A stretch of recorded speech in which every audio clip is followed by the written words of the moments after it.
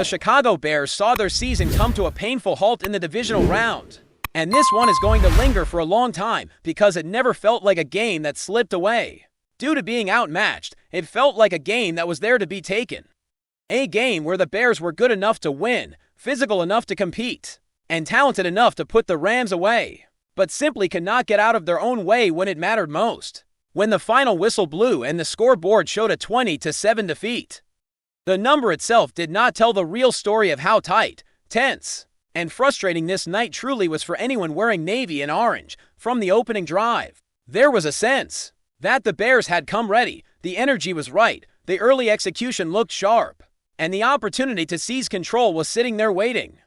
The offense moved the ball with confidence, Caleb Williams looked composed, and the Rams' defense appeared vulnerable if the Bears could land the first punch. That moment came on a beautifully thrown ball into the end zone, a play that should have immediately tilted the game in Chicago's favor. Instead, the ball hit the receiver's body instead of being attacked with strong hands, and what should have been an early touchdown became the first crack in the foundation. In playoff football, those moments are not just missed opportunities, they are emotional swings that can change everything. Momentum in the postseason is unforgiving, and the Bears felt that shift almost immediately. After failing to capitalize early, aggressive decisions on fourth down backfired, and a drive that had promise ended with a turnover. The Rams took advantage without hesitation, marching down the field and scoring, turning a potential early Bears lead into a deficit that felt much larger than the numbers suggested. It was not just the points. It was the psychological blow of knowing that control had been there and was suddenly gone. Football at this level is as much mental as it is physical, and that early swing cast a long shadow over the rest of the night. Despite that, the Bears did not fold. They responded with resilience, settling in and fighting back to level the game. The defense, led by an aggressive and well-prepared game plan, began to assert itself. Pressure came from different angles, coverage tightened, and the Rams' quarterback was forced into uncomfortable throws. The Bears held the Rams to modest production, limiting explosive plays and keeping the score within reach for long stretches. It felt like the defense was doing everything it could to give the offense a chance to take over and win the game. Caleb Williams' performance, when viewed beyond the box score, was far better than the raw numbers suggest. He made anticipation throws, handled pressure with poise, and showed the kind of calm leadership that franchises dream of in January. Too often, his efforts were undone by mistakes around him. Drops at critical moments stalled drives, penalties created long yardage situations, and miscommunications turned potential first downs into turnovers. It is easy to look at interceptions and assign blame, but context matters, and much of what went wrong stemmed from breakdowns that forced the quarterback into difficult situations. One of the most frustrating aspects of the night was how consistently the Bears moved the ball between the 20s, only to sabotage themselves in key moments. Short yardage situations became a recurring problem, with the offense failing to generate push when only a yard was needed. Third and short and fourth and short should be moments of confidence, but instead they became roadblocks in playoff football. Those are the inches that define seasons, and the Bears simply could not win them when it mattered. The defense continued to do its part, even when luck seemed determined to stay on the Rams' side. Forced fumbles bounced the wrong way, tipped passes refused to turn into interceptions, and strip sacks ended up back in opposing hands. Over the course of 2 games, forcing multiple fumbles without recovering a single one is almost unheard of. And yet that was the reality. In a game decided by fine margins, one loose ball falling differently could have changed everything. Instead, the Bears watched opportunity after opportunity slip through their fingers. As the game pushed into its later stages, the sense that this was still winnable never disappeared. The Rams' offense struggled to find rhythm. The Bears' defense continued to pressure, and the offense kept generating yardage. Yet every time the door cracked open, a self-inflicted error slammed it shut. A false start turned a manageable situation into a long one. A drop erased a chance to sustain a drive. A missed block prevented a potential touchdown near the goal line. These were not schematic failures or overwhelming plays by the opponent. They were execution errors in moments that demanded precision. When the game reached overtime after a miraculous sequence that forced extra football, there was genuine belief that the Bears were about to complete a dramatic comeback. The defense delivered yet again, forcing a stop and handing the offense a golden opportunity. The drive began with promise, Moving past midfield and setting up what could have been a decisive march, protection held up. The play design created space, and the quarterback delivered the ball to where his receiver was expected to be. Instead, a route drifted, timing broke down, and the pass was intercepted in heartbreaking fashion. It was the kind of play that encapsulated the entire night. Talent and opportunity undone by a single lapse. What made this loss sting even more was the knowledge that the Rams did not dominate. They did not overwhelm with explosive offense or suffocating defense. They survived by avoiding the catastrophic mistakes that plagued the Bears. 0 turnovers for one side, 3 for the other.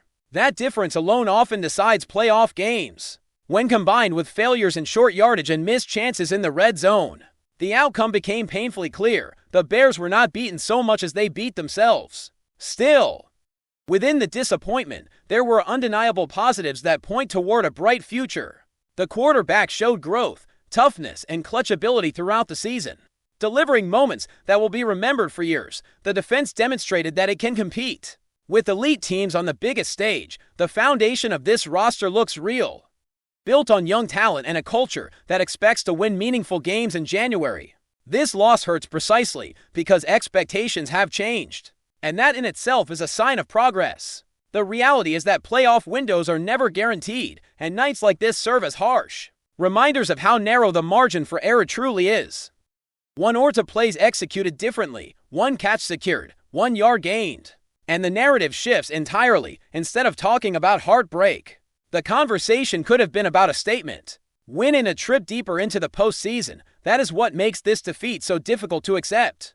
Not because the Bears were outclassed, but because the path to victory was clearly visible and just out of reach. As the immediate frustration begins to settle, the focus naturally shifts toward the bigger picture of what this season truly represented for the Chicago Bears. This was not supposed to be a quiet year, but it also was not supposed to feel this meaningful this quickly. Yet here they were, playing deep into January, toe-to-toe with a team viewed as a legitimate Super Bowl threat, and controlling long stretches of a divisional round playoff game.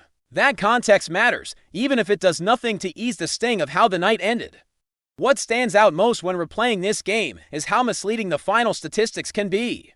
The Bears outgained the Rams, moved the ball more consistently, and limited one of the league's most experienced quarterbacks to an uneven performance. The defense forced pressure, disrupted timing, and held firm in key moments, particularly after the opening drive. For a unit that had been questioned at different points throughout the year, this felt like a statement performance, one that deserved a better ending than what unfolded. Offensively, the growth of the quarterback was undeniable. The stat line will not reflect how well he actually played, but anyone watching closely could see command, confidence, and an ability to elevate the offense when chaos threatened to take over. He delivered throws with anticipation, extended plays when protection broke down, and repeatedly put the ball in positions where only his receivers could make plays. Too often, those plays were left unfinished, and that disconnect proved costly. Drops became a defining issue, not just because of how many there were, but because of when they happened. Early in the game, a drop touchdown changed the emotional tone. Later, drops on third down erased chances to sustain drives in the red zone. Missed blocks and lack of attention to detail turned potential touchdowns into empty possessions. These are not small mistakes in the postseason, they are season-defining moments, and the Bears made too many of them on this stage. Short yardage struggles also resurfaced at the worst possible time. Throughout the year, this offense showed explosive ability and creativity, but when it came time to line up and gain a single yard, the push was not there. In critical situations, 3rd and 1 and 4th and 1 became obstacles instead of opportunities. Playoff games often come down to physical execution in those moments, and that deficiency ultimately played a major role in the outcome. Even with all of that, the Bears still had multiple chances to put the game away. That is what makes this loss feel so heavy.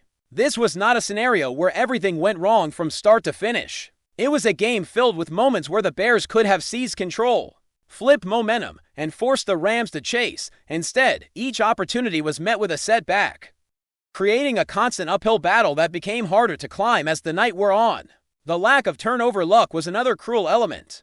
Forced fumbles that bounced directly back to the offense, tipped passes that somehow avoided defensive hands, and strip sacks that failed to swing possession all contributed to a sense that nothing was breaking Chicago's way. in games decided by razor-thin margins. A single bounce can be the difference between advancing and going home over the final 2 weeks. The Bears force multiple fumbles without recovering any. An almost unbelievable stretch of misfortune that directly impacted outcomes. When overtime arrived, it felt like destiny was momentarily on Chicago's side. A once-in-a-generation play forced extra time. The defense responded with composure, and the offense moved into promising territory. The belief was real, both on the field and among everyone watching. That belief evaporated in an instant on a miscommunication that resulted in an interception. A play that symbolized the night as a whole. Execution fell just short, and the margin for error disappeared, despite the heartbreak. This season redefined expectations for the franchise, winning the division, beating historic rivals in meaningful games, and competing at a championship level deep into the playoffs are not minor accomplishments. They signal a team that is no longer rebuilding, but transitioning into one that expects to contend. That shift brings pressure, but it also brings opportunity. The quarterback position, for so long a question mark in Chicago, now feels like a strength. The flashes of brilliance, the clutch moments, and the composure under pressure provide real hope that the most important piece is in place. With continued development and better support in critical situations, the ceiling of this offense rises significantly. The coaching staff also set a clear tone throughout the season. While play-calling decisions will always be debated, the overall identity of the team was evident. This was a group that played with toughness, resilience, and belief. They did not shy away from big moments, even if execution sometimes failed them. Establishing that standard matters, especially for a franchise looking to sustain success rather than enjoy a single breakthrough year. Looking ahead, the challenge becomes turning promise into consistency. The foundation has been laid, but the next step is refining the details that separate good teams from perennial contenders. Improving short yardage efficiency, tightening route precision, reducing mental errors, and adding depth at key positions will be critical. The margin between winning and losing in January is too thin to ignore those areas. This loss will hurt for a long time because it felt avoidable. It was not about being overwhelmed or exposed. It was about missed chances, self-inflicted wounds, and moments that demanded execution rather than inspiration. Those lessons, as painful as they are, often shape the teams that return stronger. Before we continue, don't forget to subscribe to our channel and give this video a like. Your support helps us keep bringing you the latest updates on our Chicago Bears. And don't be shy, drop your thoughts on the news in the comments below. What began as a routine week inside the Bears facilities has suddenly turned into one of the loudest whispers around the league. According to people close to the locker room, head coach Ben Johnson has taken a hard stance after a heated internal confrontation involving one of the team's starters. The phrase circulating behind closed doors is blunt and explosive: "He's not coming back." The alleged incident is described as far more than a simple disagreement. Sources suggest a confrontation that crossed an invisible line, combining raised voices, personal accusations, and a breakdown of trust that coaching staff members were unable to contain. While physical details remain unclear, the emotional impact appears undeniable. Those familiar with the situation say Johnson viewed the episode as a direct challenge to his authority and, more importantly, to the culture he is trying to impose. The player involved is reportedly a recognized starter, someone with weight in the locker room and a history of meaningful snaps. That status, however, may have worked against him. Johnson is said to believe that leadership cannot be selective, and that allowing a high-profile name to remain after such an episode would send the wrong message to younger players fighting for their place. The message from the coach's inner circle is uncompromising. Standards apply to everyone inside the organization. The tension is palpable. Teammates are split between shock and quiet understanding, with some believing the relationship can still be repaired, while others privately admit that the bridge may already be burned. Front office officials are rumored to be monitoring the fallout carefully, aware that moving on from a starter carries both financial and competitive consequences. Round the league, rival executives are paying attention. Whenever a proven player becomes available under controversial circumstances, phones tend to ring. For now, everything remains in the realm of speculation, but the tone of the rumors suggests this is not a simple disciplinary issue that will fade with time. If the whispers are true, Ben Johnson is drawing a clear line early in his tenure. Whether this firm stance strengthens the Bears or creates further turbulence is an open question. What seems increasingly likely is that one familiar face in the lineup may already be nearing the end of his chapter in Chicago. That's it for this update. If you enjoyed the video and want to stay updated with exclusive news about our Chicago Bears, be sure to subscribe to our channel and hit that like button. We can't wait to hear your thoughts in the comments. See you in the next video.